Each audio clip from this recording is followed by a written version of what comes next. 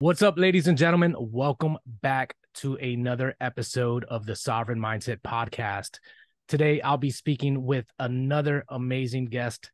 This is someone I've been following on Twitter for a while now, and the stuff he's putting out is very much aligned with the mission here at the Sovereign Mindset. So, without further delay, I want to introduce Coach Rob Wood to the podcast. Rob, welcome, brother. Hey, man, I appreciate it, brother. Thank you for having me. Awesome. So, Rob, can you tell us a little bit about yourself, a little bit about your background, what it is you do, and what you're up to now? Yeah, so I'm 41 years old, so I'm a Mm-hmm. middle-aged man. I've been Mm-hmm. married for 19 years. I have three kids, a 15-year-old son, 8-year-old daughter, and a 4-year-old son. So we have quite a range of parenting going on in the household right now. Raising a 4-year-old at 41 was much different when I was in my early 30s, raising my oldest son. So that's shifted some things, but overall, it's been an awesome experience being a dad and being a husband and raising a family and living on some property. And yeah, it's been great. But yeah, for what I do, I'm in the financial technology field, I guess, the industry we call fintech is the fancy word for that. I'm in the payment space specifically, and I operate two companies. One I own, one I run that someone else owns. I run that company, but I own one company. And then I also run a nonprofit that I founded and started as well. So we're pretty busy in the professional realm, but I enjoy it. And it's been a really unique scenario for us over the last 8 years to be building portfolios and building these two businesses. It's been fantastic. And so that's what I do professionally. What I'm up to from a liking standpoint, man, I love being outdoors. I love hunting. I love shooting my bow. I love music. I love playing music. My son loves music. I love my family. And so my priorities are in my home, and it kind of flows out from there. So professionally. Gotcha. So, yeah. So one of the reasons I asked you on here is because of what you're talking about and what you got going on your Twitter. You know, you do talk a lot about family. You talk a lot about masculinity, and I figured that we could get right into that conversation. So, what is it that draws you to talk about, let's just say, the issues that fathers are facing, or masculinity in general? Yeah, I think if anybody's paying attention, it's pretty obvious that there's problems in our society. We've pushed hard against masculinity as a whole rather than attacking specific issues that maybe some men have committed in society. We like to talk in groups in America rather than individuals. And I find that highly offensive because groups don't tell you a whole lot. Individuals tell you a lot. And so instead of attacking individuals, we attack large groups of people. And I find that very detrimental to human flourishing and thriving in a society when you begin to break people out like that rather than dealing with individual people. So yeah, the writing was always on the wall. I mean, I'm 41 years old, so I've seen it really ramp up over the last 10 years specifically. There was a lot happening in the 90s and the early 2000s, but the agenda and the ideas that are being pushed so hard on our children today weren't really that prevalent in our education. I was public school education, even though we homeschool now. Mm-hmm. I went to a college, a university, a public university, Oklahoma State University, and got a degree from that, a business degree from that school. And I don't recall, outside of a couple of professors, just constantly being drubbed on with these agenda-like ideologies. We were educated. We had great professors, great teachers, and something began to shift over the last 20 years dramatically to where the ideology became God. And, education and actual critical thinking and independent thinking, those things were less frowned upon, and group identity was now the king. And so the writing's been on the wall. We've seen issues, you know, feminism obviously has a lot of poison in it that has really come against the masculine frame and the masculine soul. And, we've got kids now that are afraid to be boys. It's gotten so bad in the ideology that boys are afraid to just even show any kind of aggressive behavior because that's animalistic and this is not good. And so, man, we've just got a lot on the plate to fight against. And as a sovereign individual, as someone who tries to think on his own, and we're all susceptible to tricks and all the different societal, ideologies that want to take our hearts captive. We're all susceptible to that, but I try not to be. I try to be someone that thinks deeply, that steps back from things, try to look at things from a 30,000-foot view. Okay, what kind of impact is this going to have on not just my family, but my community and our society as a whole? And then, of course, that extrapolates out to our country as a whole. And that stuff starts getting scary when you start seeing communities collapsing, societies collapsing. Well, so goes society, so goes the country as a whole. And that's a scary prospect, to be honest. Yeah. Wow. So, you talk about the subtle indoctrination that's happened through the school system, and Not so subtle anymore. yeah, exactly. Well, when we were going to school, it was more subtle. But Yeah. as I've come to study it more, right? You talk about maybe like the woke agenda, which is wrapped up in like, neo-Marxism and feminism and all of these other ideologies, right? That have captured the institutions and have trickled their way down, right, over the years. I realized that even during my upbringing, I went to public school as well, that I got a healthy dose of it as well. A lot of my ideas were rooted in this ideology to some extent, or they were, painted with it, And so I've had to undo a lot of that programming. But yeah, like you say now it is a full onslaught on these young children who are getting, I mean, this is basically now turned into a like a religious cult, and they're using our children as recruits, and it starts at a very young age.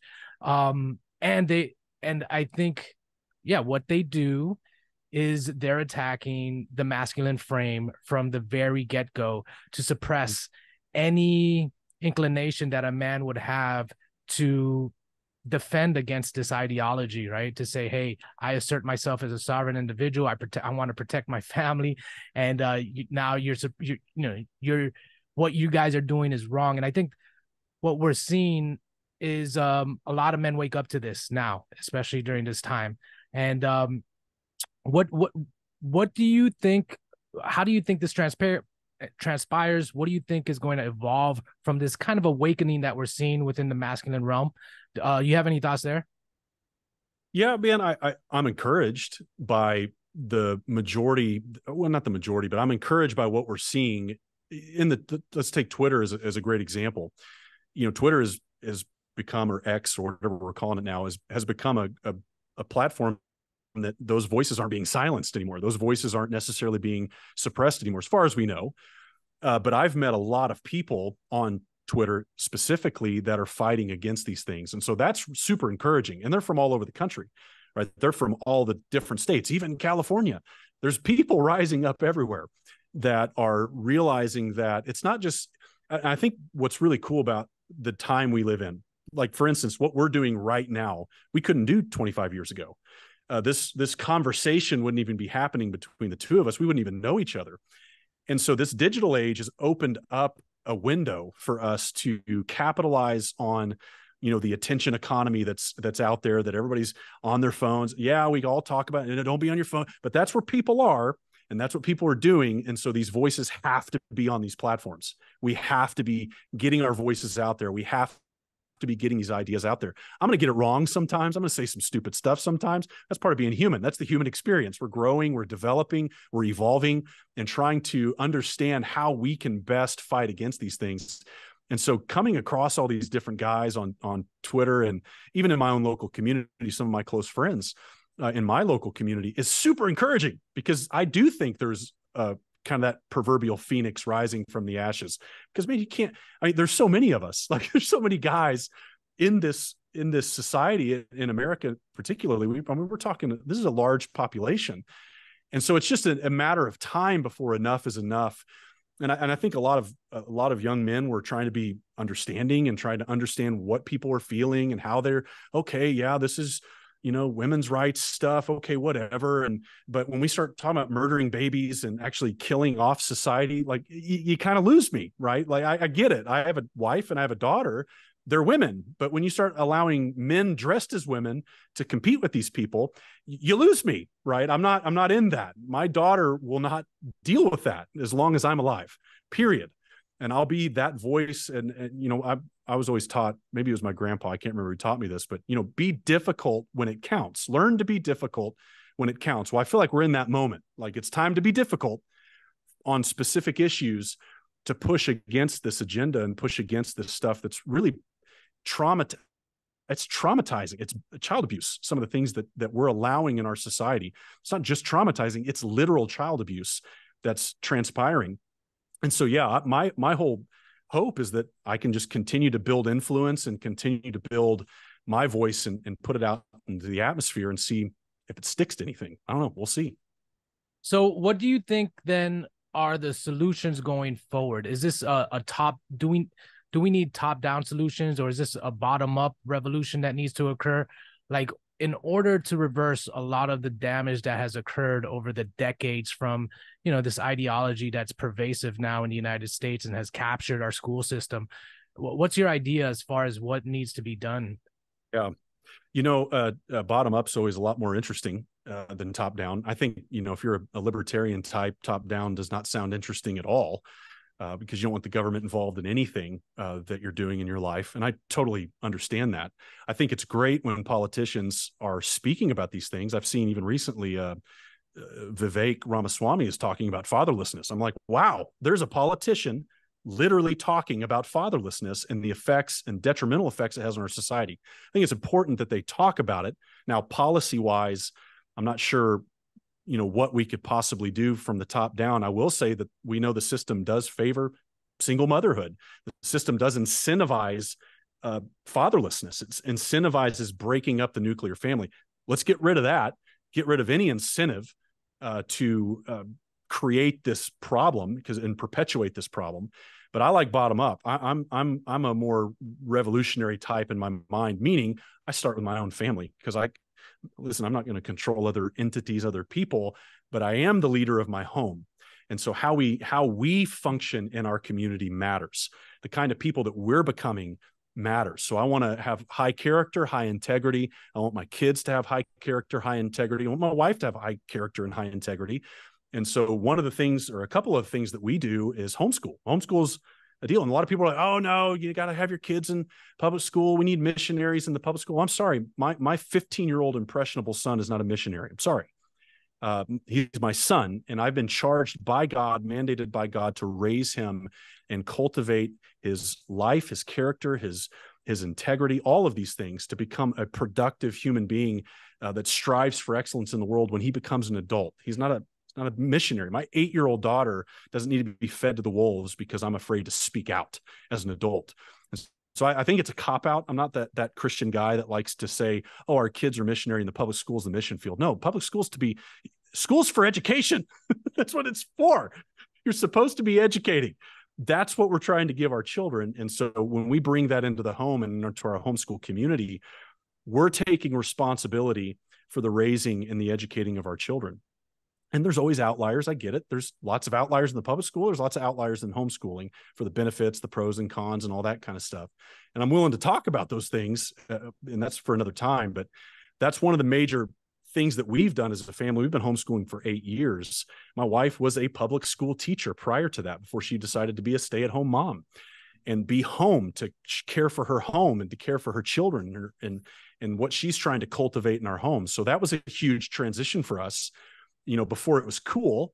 Now it's becoming super cool. And I think that's great. And I hope for more and more of that, but that's a piece. I think getting involved in your local community, whether that's coaching, you know, little league sports and getting engaged with a lot of the youngsters in there when your kids are involved in sport. My kids are involved in sports, different sporting activities, dance, gymnastics, taekwondo, basketball. So there's lots of opportunities for me to interact with other dads, interact with other men, and also have influence on children around me, to be just not influence in ideological terms, just influence as a man who's trying to be successful in this world, trying to take care of business, raise a family, who's stuck with his family, is engaged in these things.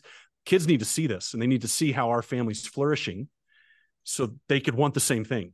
Mhm. And so these are very basic things that we can do to help turn the tide locally. And then, yeah, man, I'm unashamedly recruiting people to homeschool their kids. And man, you can do it. I'm trying to encourage people.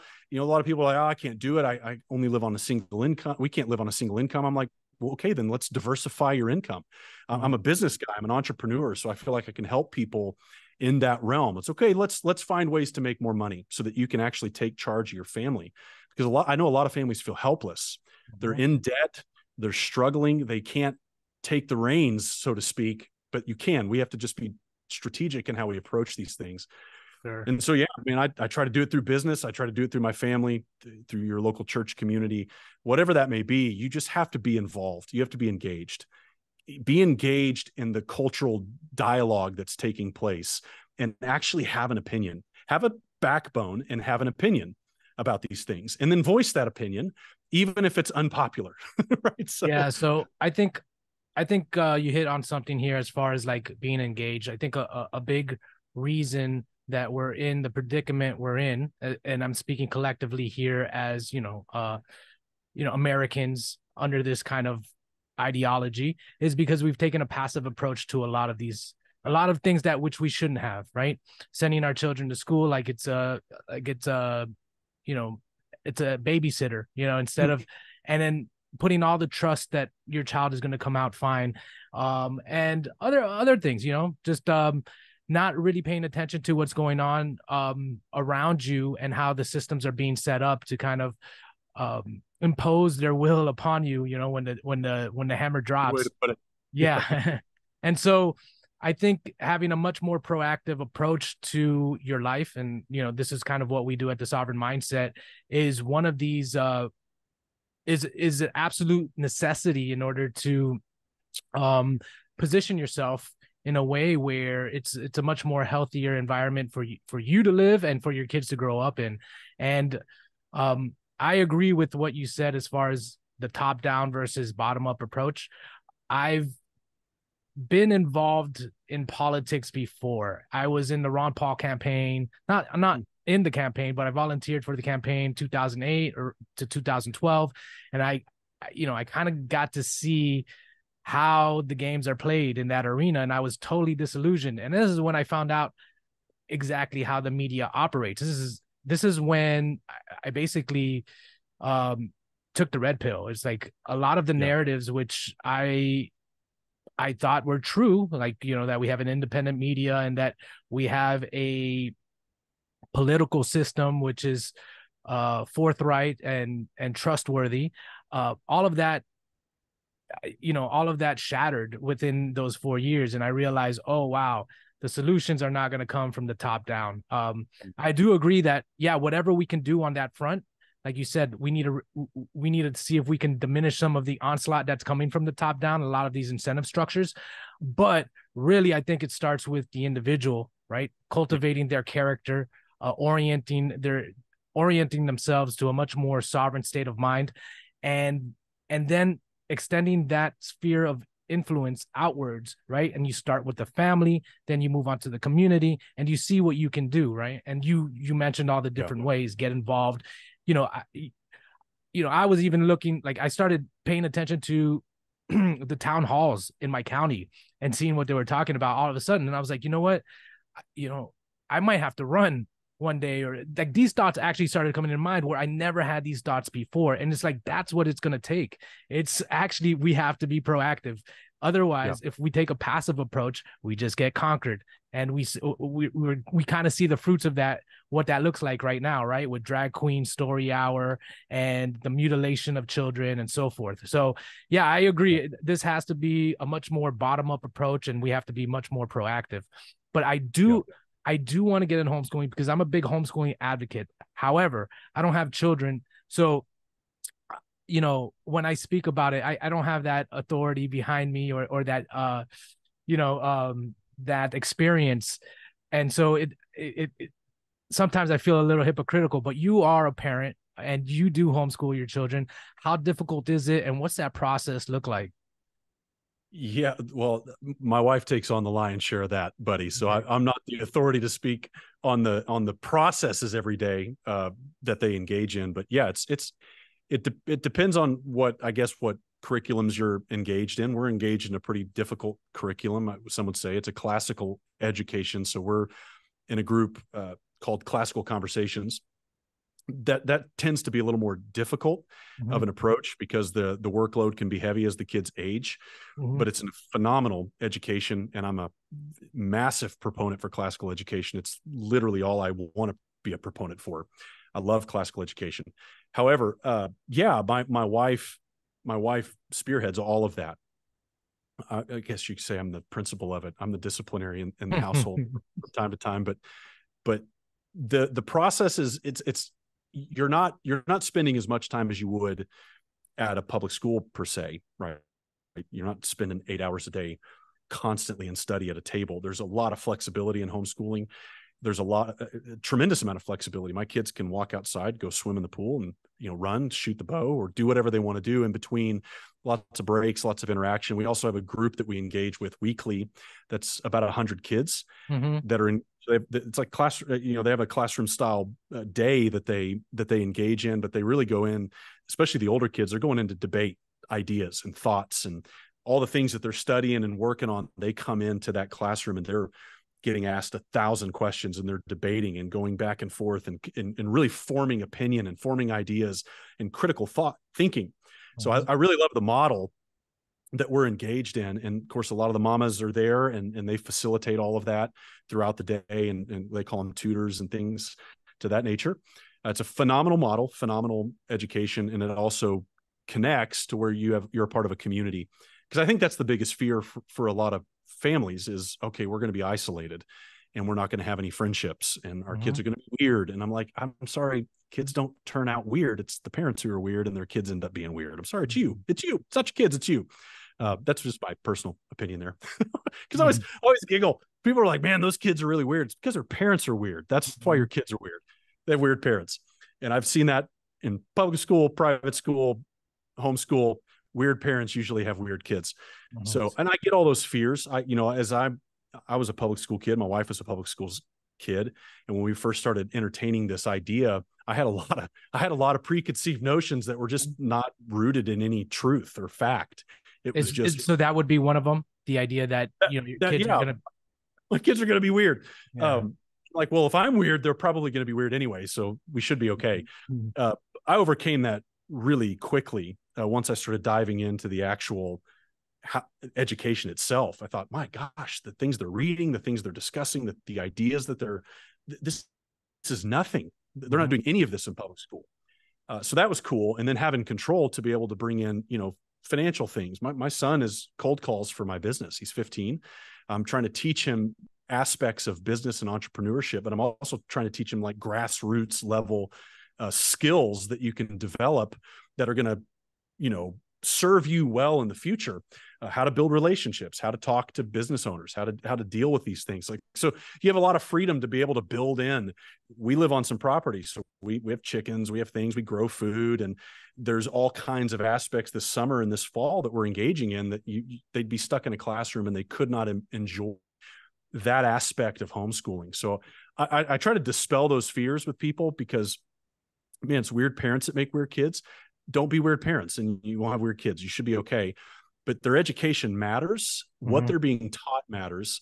And they're your children. And you want to instill your values and your principles and your disciplines and your ideas into these kids because they're yours.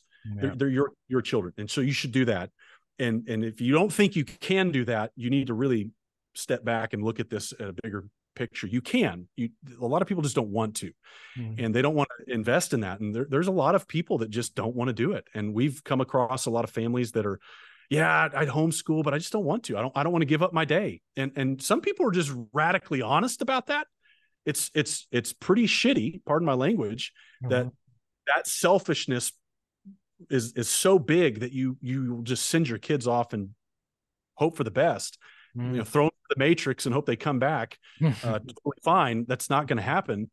Doesn't happen very often. I'm not saying good kids can't come out of public school. They can. We came out of public school. I'm not saying that, but the rate that our society is going, and the rate, the indoctrination, and just the imposing of ideology right now, these kids are impressionable. They take what they're around the most and they begin to manifest that, period. And they're not around their parents hardly at all, especially in public school settings. They're gone all day. And if they're involved in any kind of sporting activity, they're doing that almost every day too.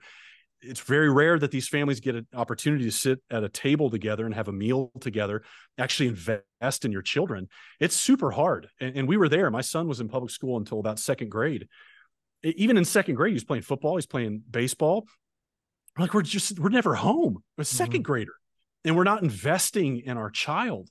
And so it quickly changed for me when we began to invest in our kids, and we began to invest a lot of time in our kids and energy and effort in our kids.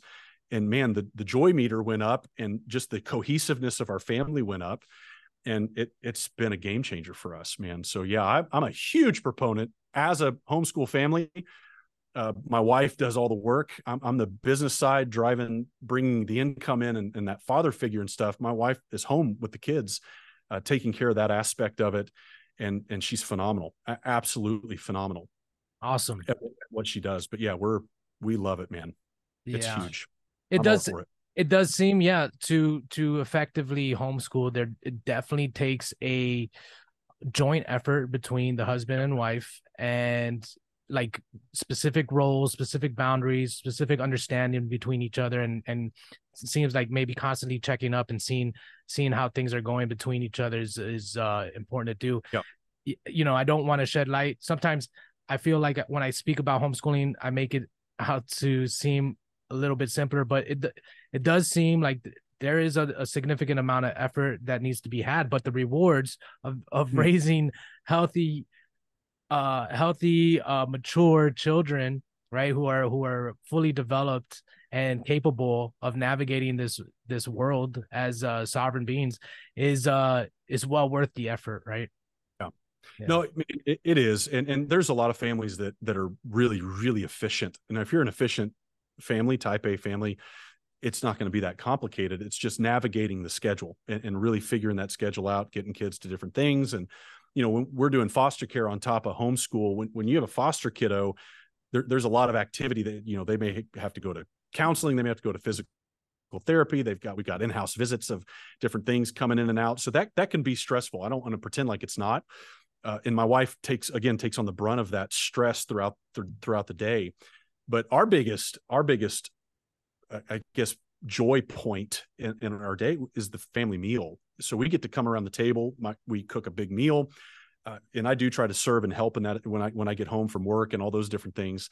But we sit at that table, and that's where the discussion begins, right? That's where the unpacking of the day happens. What are we studying? What are we learning? That's when I can get involved, because I'm home, I'm at the table, my kids are there, they've had a day, and we can really engage in conversation of what they're learning and developing and growing in. Now, my son's a lot like me. He's a stubborn dude, man. We butt heads in a lot of ways. He's 15, post-pubescent kid. And like, we're just like, we're the exact same person. It's really quite, I feel terrible for my wife that she's got two of me now, for real. But so I have to drag things out of him. He's a lot like me. He's more, compartmentalize it. I'm done with that part of my day. Don't want to talk about it. I'm moving on. And so I have to do a lot of work to drag things out of him. But man, that's the dinner table is a huge piece of our family. Traditions are a huge piece of our family. We have a lot of traditions, whether it be birthdays, how we celebrate all the holidays, how we prepare for those things. My wife is incredible at creating a home that always has this anticipation in it, that big things are coming. And that has to do a lot to do with our Christian faith. Like, we're anticipating the return of our King. And there's this constant anticipation in our home and excitement in our home that she tries to create. And I get to come in and really be a part of that in the evenings and throughout the day. I get to work in my home office some too. And I'm travel a little bit, but I'm home primarily every night.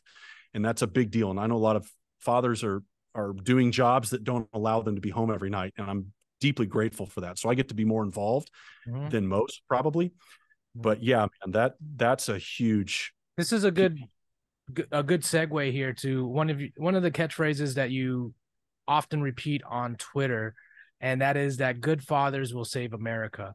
So I'm wondering Yes. if we can unpack that a little bit there. Yeah.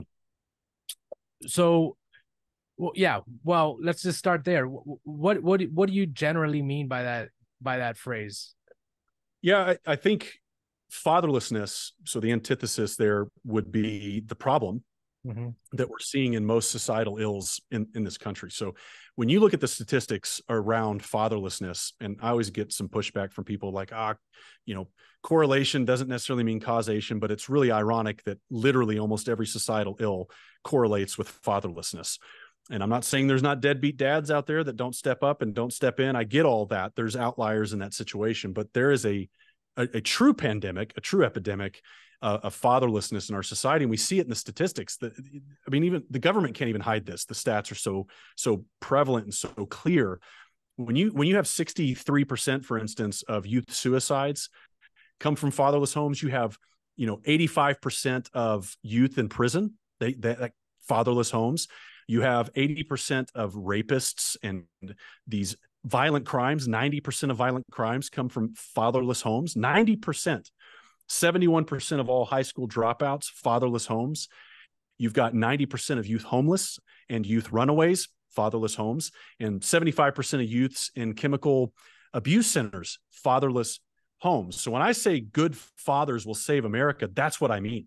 They will literally save America. They'll save the next generation. They'll save the world. Because when you remove that father, and father figures, whether it be an uncle, whether it be friendships, some kids don't have a dad, but they have father figures that have to step in. The community has to step in. Men have to step in to bring the next generation up to a place of flourishing and success, and that they can produce and have a good life. Because the effect of fatherlessness and what it's done to our society has been so detrimental. It's not just detrimental, it's remarkably detrimental that we look at the violent crime in our country, people are aghast. Well, 90% of violent crime comes from fatherless children, fatherless young adults, fatherless adults. And they're the ones committing these crimes. They're filling the prisons. They're the ones abusing the drugs. And so when you have good dads, high character, high moral, or just even, I even go as far to just involved, a dad that's involved. Maybe he doesn't have the highest of character, or maybe he's not the highest integrity dude, but the fact that he's involved gives his children an exponentially greater chance of success at life. That's how serious this is.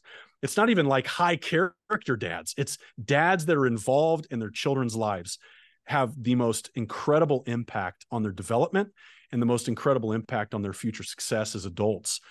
And so, it's just a catchphrase, but man, it is packed with meaning, because we're dealing with such a detrimental issue that literally the major societal ills that we all complain about, that even the news complains about, oh, this is all happening, is because of this.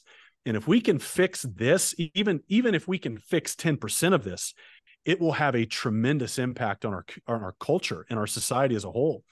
And so, yeah, I'm pretty passionate about it, primarily because I am a dad and I have children, and primarily because I'm a citizen of this great country of ours, and I'm a citizen in this society, in this community that I live in. Mm-hmm. So we need dads, and we need good dads.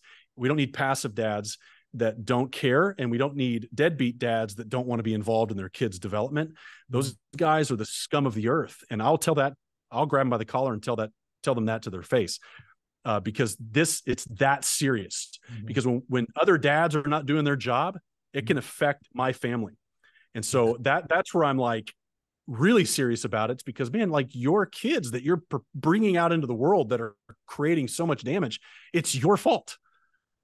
And I'm not saying ultimately it's their fault. Kids have to make their own decisions when they become adults, but there are reasons they make decisions. There are reasons that 90% of these violent criminals come from fatherless homes, and that could have been prevented. Not all of it. There's always outliers, but the vast majority of what we're talking about could be corrected. So yeah, I'm passionate about good fathers saving America. So. Yeah, you make me think of a statistic, and I'm gonna butcher it, but I'm gonna see if I can convey the idea. But it's that the greatest determinant of whether a boy is going to be successful or not is whether there's a whether there's a dad around or a Yeah. male role model around. And I think we've grown up in a time where this feminized idea of that glorifies the single mother has been Mm. prominent. And I think it's done a lot of damage because in hindsight, even looking back from my own life, like, of course, there are all the statistics out there and all the data that like even proves this further. But anecdotally, looking back on my own life, I realized how important it was to have a man, a role model, a father in my life. And I also, there were times that, he wasn't there, right? And I also realized, oh, that would have been a great time for my dad to step in. So you kind of, with hindsight, you get to see like, oh, wow, it is really impactful for a father to be there for his son and to give him that guidance, give him that roadmap, because, you know, life is a lot of, there's a lot of challenge. There's a lot of trial and error. There's a lot of opportunities to make the wrong choice. And having a man there who says, "Hey, son, I've been down this road. You don't want to go Yeah. down this road. This is the way to do it." Gives the confidence and the security for these good decisions to be made, instead of the bad ones where we wind up with all the statistics that you named.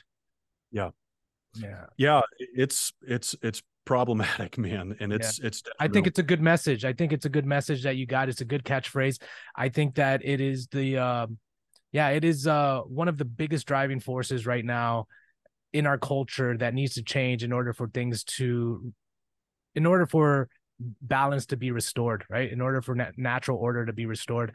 Um, do you think this kind of fatherless epidemic has been created on purpose in different Uh, ways? I do. Yeah. um, I mean, we can dive into that a little bit.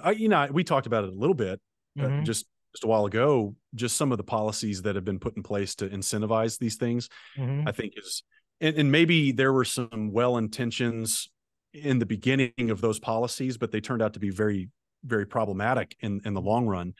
So when you disincentivize fathers, when you disincentivize the nuclear family, and Mm-hmm. you fully are all in on incentivizing single motherhood, for instance, and children being raised by single mothers, even though they desperately need that father figure in their life.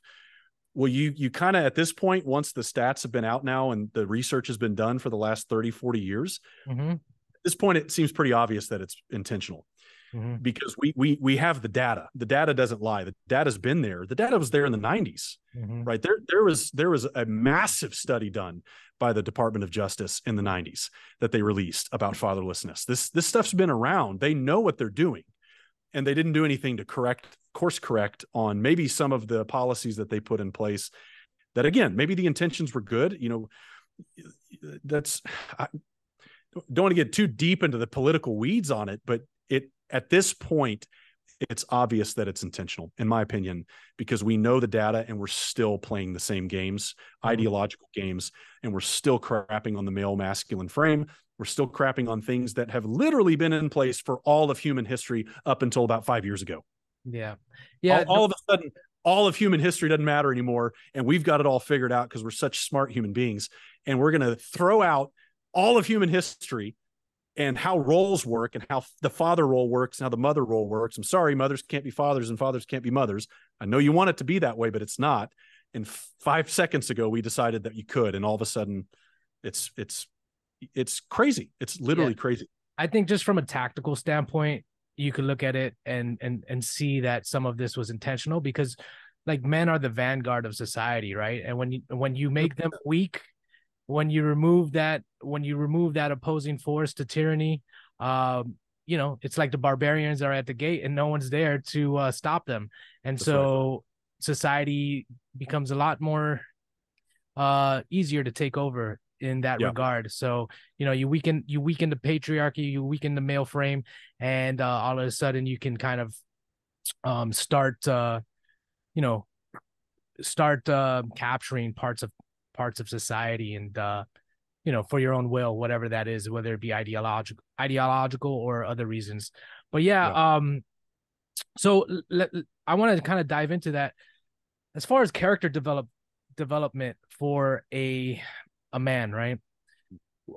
So do you, obviously we talked about the influence that a father has on that.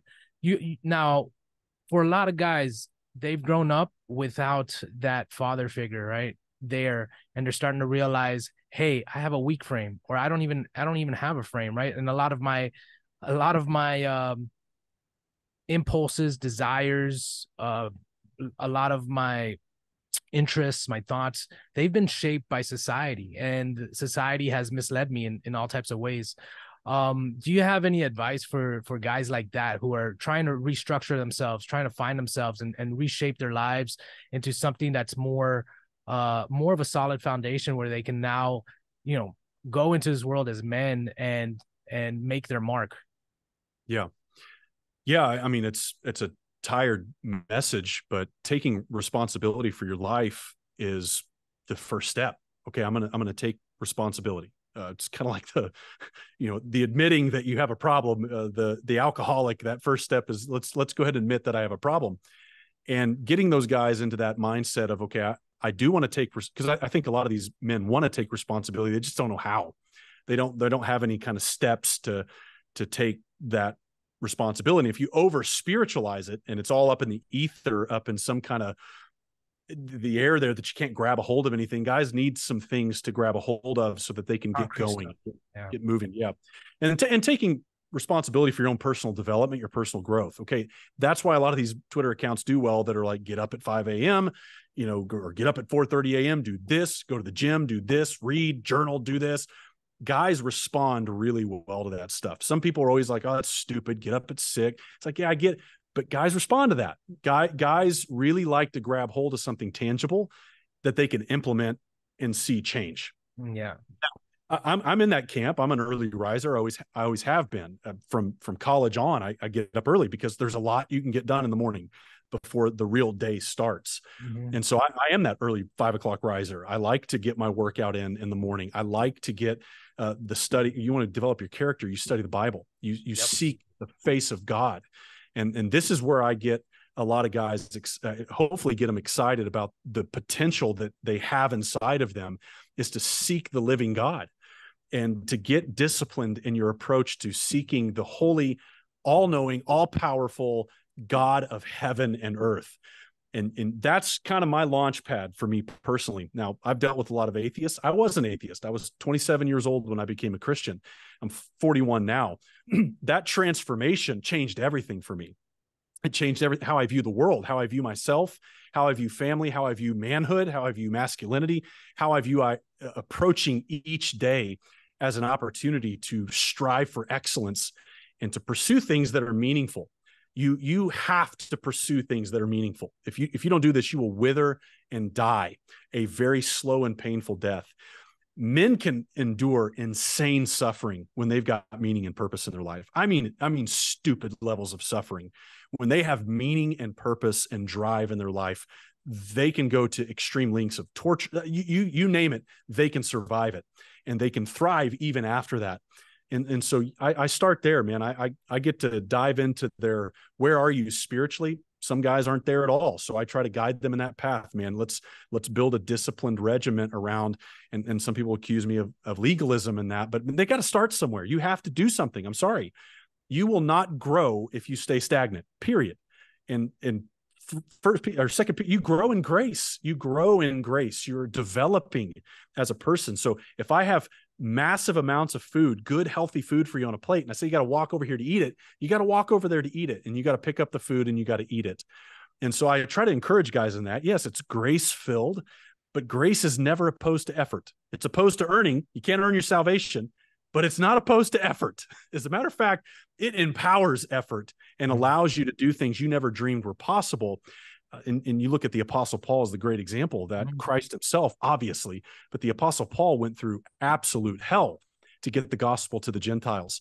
And some of the things that he endured and still got up the next day to do, it really is inspiring. It's truly inspiring what grace can do in your life and fuel your effort in everything that you do as you strive for excellence. So yeah, man, discipline it's a tired trope, I guess, but discipline's greater than motivation. Of course it is, because motivation's temporary, right? We know that. We all know that. Discipline's not. Discipline is something you've committed to, and you're going to do it come heck or high water. And so I always dive into those routines. I try to get them started on something, even if it's just small steps, and we start stacking some wins as it relates to taking responsibility, because it stacks, and it stacks fast, man. You get a guy, he's 3, 4, 5 days deep and doing the same stuff, and he starts feeling better, starts feeling more motivated, starts feeling more confident. Well, you can begin to really build some momentum in their development and really help them get out of that hole and into that sovereign mindset, as you say, and that individual responsibility, and start getting out in the world and doing something with purpose and meaning. So it's cool to watch. I mean, as a 41-year-old, seeing a 28-year-old or a 35-year-old that's struggled for the last 10 years move into that realm is truly remarkable. And then seeing, 50, 60, 70-year-old men moving into that realm, it's a powerful thing. It's like a snowball, man, going down a mountain. It just builds momentum. Yeah. There's a few things there that you said that I really want to touch on and expand on a little bit. So the idea of, our personal development being the path towards salvation in a lot of ways. I had a conversation one time with a Orthodox priest, and I asked him, I'm coaching these guys and I'm helping them in the same way that you said, with discipline, stacking small wins, getting them going, basically getting something under their belt, getting them doing something, being active again, making progress towards anything, right? And even if it's waking up at a certain time every day or something like that. And then I said, to what extent do I bring my faith into this? And what he told me was, look, you're not a priest, right? You're not a priest. And when you get guys disciplined, when you get guys started, it puts them on the path towards salvation, right? That at least gets them going. And you've done your job if that's what you've done, right? Now, as I become more versed with in my faith, I can bring a little bit more into that. But there's the other idea, and I think this came from the Apostle Paul as well. I read this in Disciplines of a Godly Man, which is a great book. It's the idea of working towards godliness as a discipline, training towards it, right? And you talk about the grace that's afforded to us, because we rise and we fall, But what's important is that we're always pushing forward and making strides. And then another idea that I started thinking, because I'm a personal development coach and I'm helping guys as well get a hold of their lives and make big strides on their goals and live a much more meaningful and purposeful life in a lot of ways. And this is why I asked you on to the show, because our missions seem very much overlapping. But one of the things I'm starting to realize as well is that, especially for the older guys, it's almost like, you can only go so far with willpower. There needs to be the introduction of faith at some point, because it's really a healing process and it's a forgiveness process for yourself. You start to realize what you're capable of, and you look back on your life and you realize, man, all the times I wasted, all the decisions and it could be very tough. It's a very hard thing to go through, and that's why people don't do it, right? But then when you introduce faith into the equation, right, and you ask for that grace from God, it becomes it opens up that door, and you can move forward. You can move past that. Any thoughts on that? Yeah, man. You hit the nail on the head. When I first became a believer, and even now, you look back on your life and you think, oh my gosh, look how much potential I've wasted. You almost, you apologize to the God who gave you life. Like, God, I'm sorry, I haven't even begun to scratch the surface of what I'm capable of accomplishing in this world. Not I want to be clear, not for my own self-aggrandizement, my own self, although there's pieces of that. We're all, we all struggle with our own vanity and our own narcissism and all these different things that we're fighting against, but to be a blessing in the world, like to leave a legacy that's worth leaving. I always tell my wife this, or my friends this. I said, man, I hope, because I have an 8-year-old daughter who literally thinks the world of me. I said, if I can just live up to about 25% of what my daughter really thinks of me, I'm winning, because she thinks so highly of me, but if I can just achieve 25% of how she really feels about me, then man, we're going to have a great legacy to leave behind. Because man, having kids changed that too. It's like, my gosh, man, I want to leave a life. This is why I started writing and journaling some. I want my kids to have something tangible, thoughts from their dad, thoughts of struggles, things that I was wrestling with, things that I was dealing with, and whether it be from our family, from business to leading, to shepherding, whatever that may be. And so, yeah, man, the faith aspect is powerful. And I think a lot, and I don't want to speak for a lot of, I know there's a lot of denominations and churches handle things differently, but man, when the word disciple, literally, it means a student of Christ, to be his apprentice. And I think we miss the forest for the trees on that, because what we've turned a lot of our modern day evangelicalism into is knowledge attainment, and not a life being lived.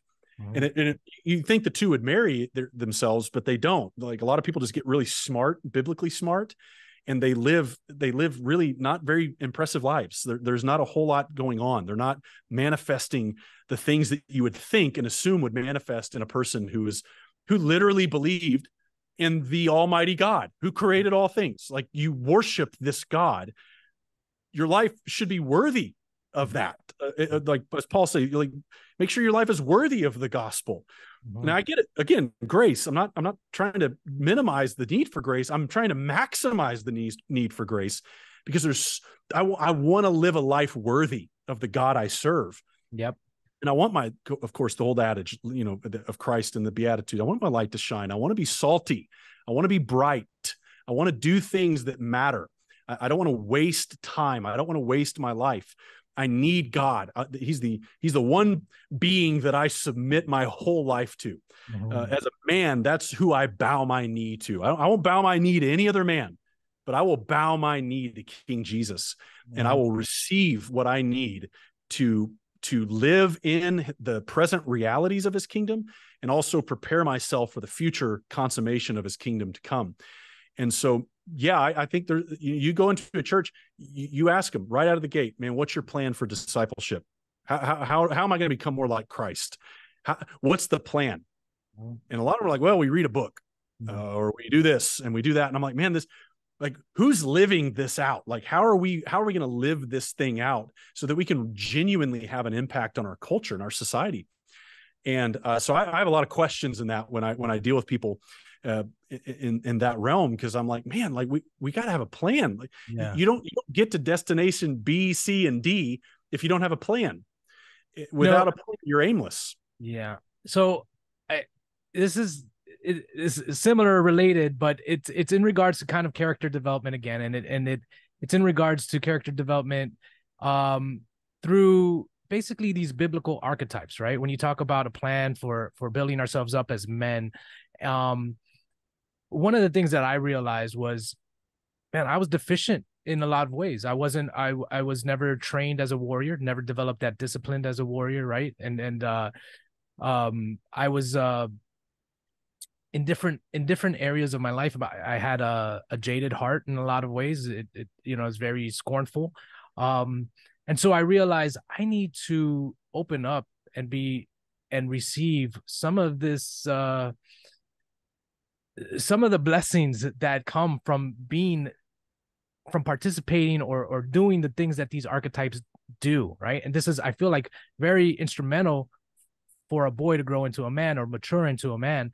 And I know you do a lot of things. Like you said, you're a hunter, you're a musician, and so forth, right? Like, how important are these for your character development? And like, my idea is that, or not my idea, but an idea that I adopted, is that we need to initiate our boys more into manhood through experiences, through challenges, right? And we do that, and that way they're equipped, and it also activates different. You can call it. You can look at the neural chemistry of it and say it activates neural pathways, but it also activates the spirit in a lot of ways. And so, I would just say, how important is that aspect, getting out there in nature, hunting, learning a musical instrument, and all of this stuff for a boy to mature into a man? And how important was it for you? Yeah, very, very important. Music saved my life as a young man. I had no clue I had any kind of musical talent whatsoever. I moved to a town when I was 13. My dad traveled around. My dad was in oil, so I lived in the Middle East and moved back. And I come to this school in Southern Oklahoma, and all the football players were in music, vocal music, singing. I thought, oh, that's strange. So when I was picking like electives, like, yeah, you want to be around all the football players, you're playing football, you need to be in vocal music. I said, okay. And so I get into vocal music, and I begin to, he's the vocal music teacher was kind of working with every individual, kind of seeing what your range was, what parts you would be singing in. Are you baritone, bass, tenor? Where are you? And man, he got me on a piano and started having me sing. And turns out I had a singing gift, according to him. And he invested, him and his wife both invested in me, invested in a friendship with my mom and dad at the time. And they really started cultivating that gift in me. So it literally saved my life, because I was class clown, didn't care about school, didn't care about anything other than being funny and, having girlfriends, that kind of thing. That was all I cared about. And then that became something very serious for me as a young man, 13, 14, 15. I started winning competitions, started going out. My football player friends are making fun of me, like, dude, you're singing. And of course I start picking up guitar. I start playing piano as well. And the heat kept coming, man. And I'm like, I'm winning at stuff and you're not, bro. And I thought it was really funny. And so at the time, I'm like, I'm winning and you're not. Our football team was not very good. We weren't winning anything. And here I am in this other realm. I'm winning individual awards, not just team awards. So I was like, man, I'm winning as an individual. This is cool. And so by the time I got into high school, I had completely abandoned football, and I was all in on music and what is called speech and debate. So I get into speech and debate, and I was in the humorous side of things. I didn't do a whole lot of the debate. I did more of the competitive speech, where I would do humorous interpretations. I did poetry and things. I started winning state championships.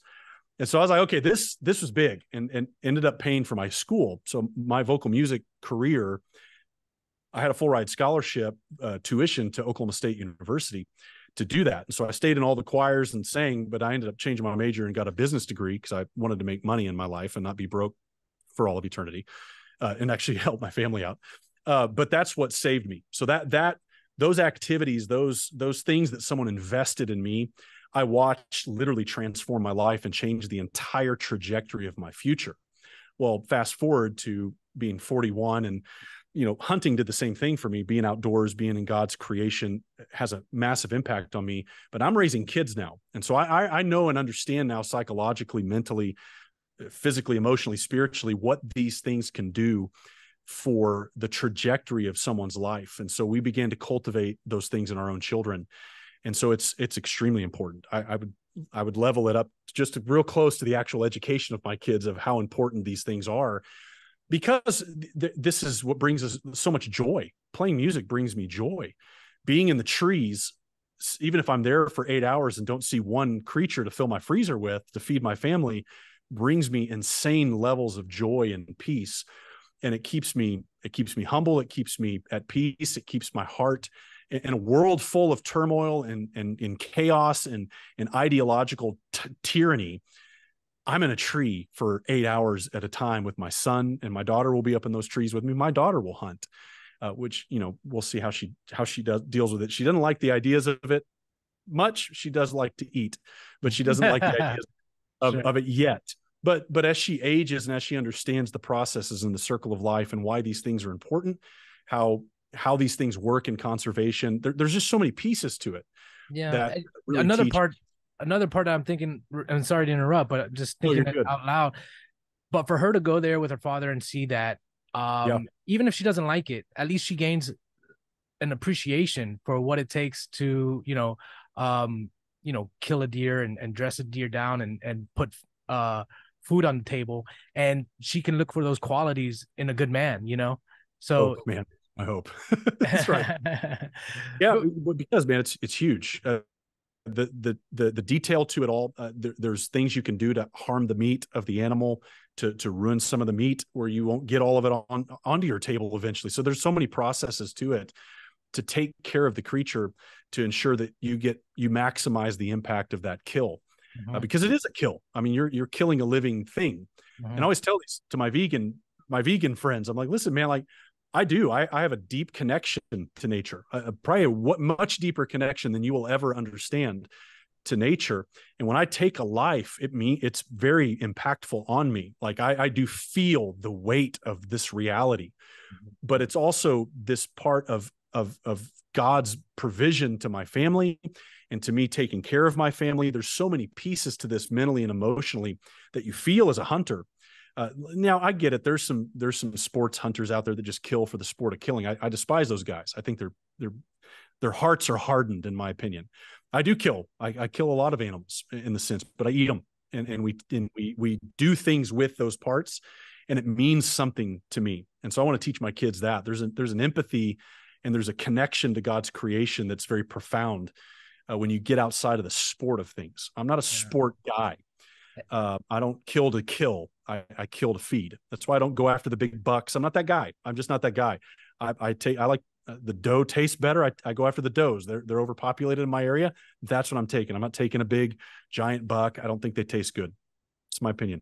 So, yeah. And so basically what what you're describing there is that spiritual connection that you have, that psychological, the psychological impact that hunting has on you, the camaraderie that gets built between you and your son. And imagine, I just think about that. And this is why I think that, these challenges and these experiences are so important in a man's upbringing, because imagine not having that. Imagine your son growing up without that, and the hole that would leave in their development as a man and their maturity as a man. So, this is one of the ideas that I've been it's one of the ideas that I applied to my own life, right? When I realized this, I said, man, you know what? I haven't really disciplined myself. What's the best way as a warrior, let's say, what's the best way to do that? Right. And it's like, okay, I joined the MMA gym, and it's like, let me go test myself and see what it takes to move up that learning curve and become better. And then what that did for me, right? Even at my age, I started at 39.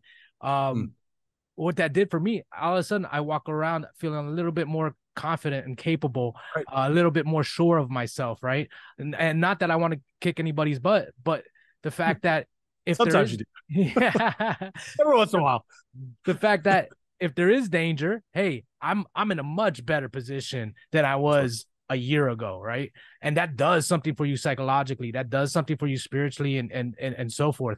And so, I look at these different areas of life in which we can take up those challenges or take up these experiences in order to build ourselves up. But I want to be respectful of your time, Rob. I'm good, brother. And I'm so grateful for you coming on and having this conversation. I think it's been great. And is there anything else you want to cover before we get off? Anything you want to say?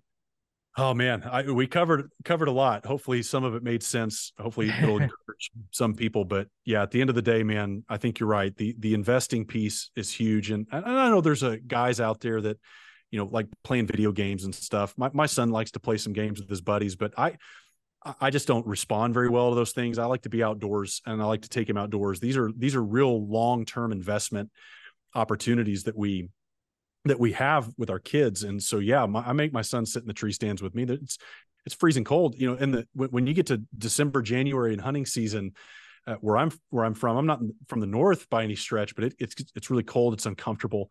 It's hard. And I think that's the thing I love most, is doing hard things with my kids and overcoming in those hard things, especially my daughter watching that, her brother, her dad, and now her little brother, who's already, he's 4. What do you think he wants to do? What do you think he wants to do this fall? He wants to hunt. He wants to sit in the trees with me, and he wants more food. And we're getting low in our freezer, and hunting season is in about 3 weeks. So we'll start hunting very soon.